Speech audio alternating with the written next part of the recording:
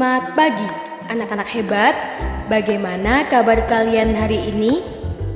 Bu Guru berharap dimanapun kalian berada selalu dalam keadaan sehat dan selalu semangat dalam mengikuti pembelajaran. Sebelum kita memulai pembelajaran hari ini, marilah kita berdoa sesuai dengan agama dan keyakinan masing-masing. Berdoa dipersilahkan.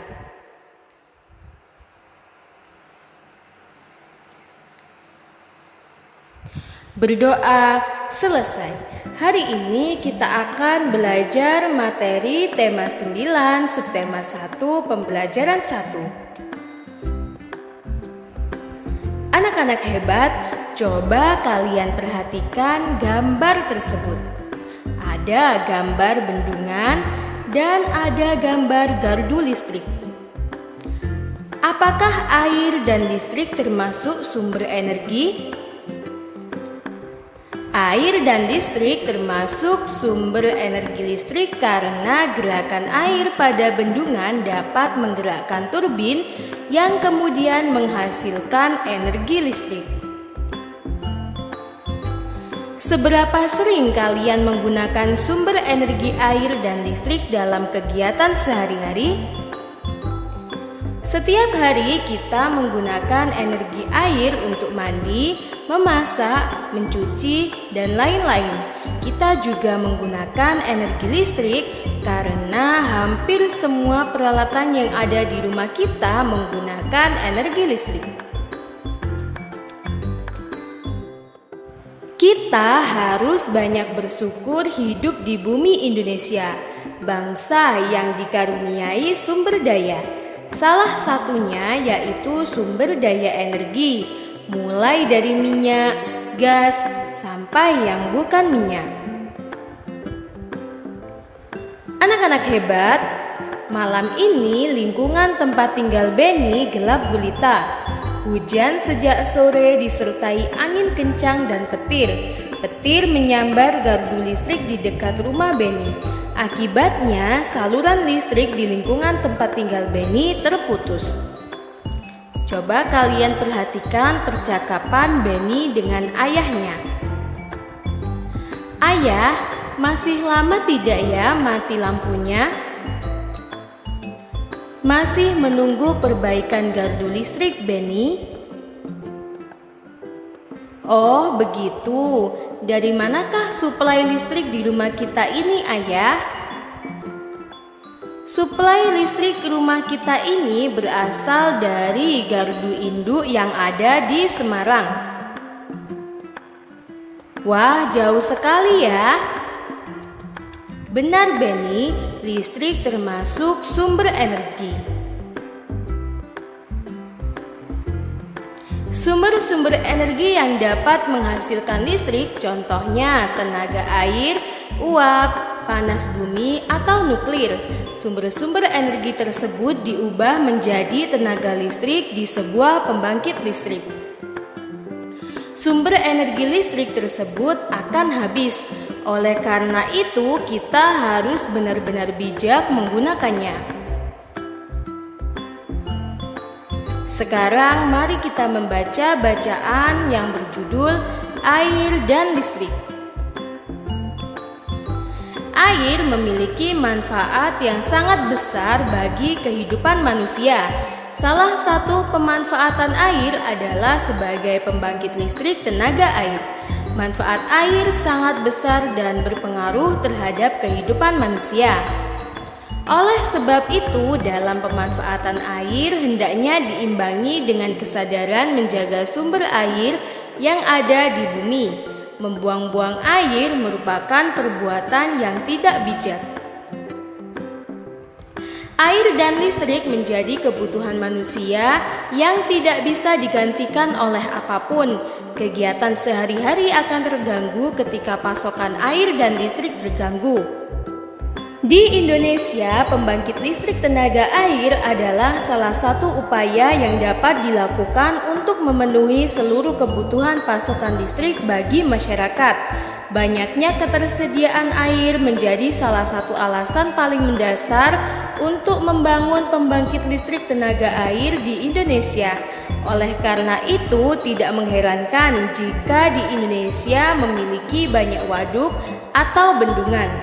Waduk atau bendungan merupakan salah satu rangkaian sistem dari pembangkit listrik tenaga air. Aliran air dari bendungan atau waduk digunakan untuk menggerakkan turbin yang akan membangkitkan energi listrik. Air merupakan salah satu sumber energi yang cukup berlimpah. Air menyimpan energi yang cukup besar. Aliran air mampu menggerakkan kincir yang dibangun di dekat sungai. Kincir-kincir ini akan dihubungkan dengan generator untuk menghasilkan listrik.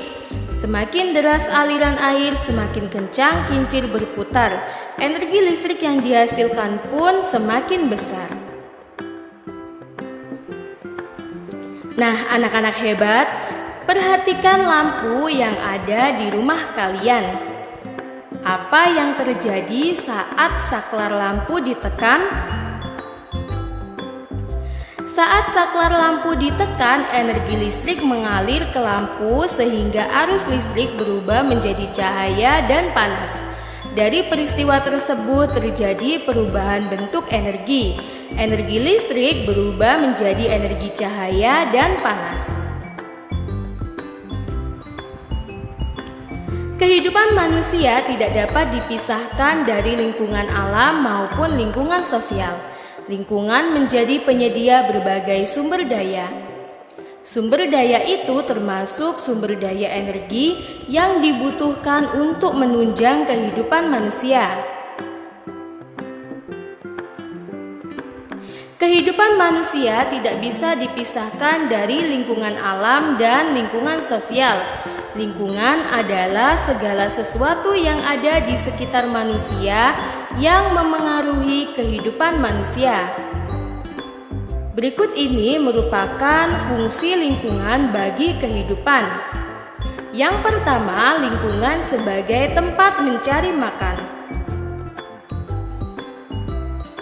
Nelayan memperoleh nafkah dari laut.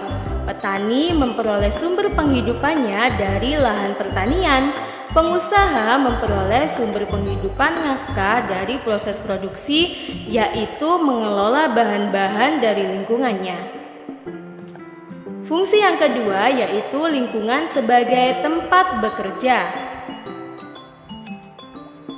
Setiap manusia melakukan kegiatan aktivitas untuk mencari nafkah.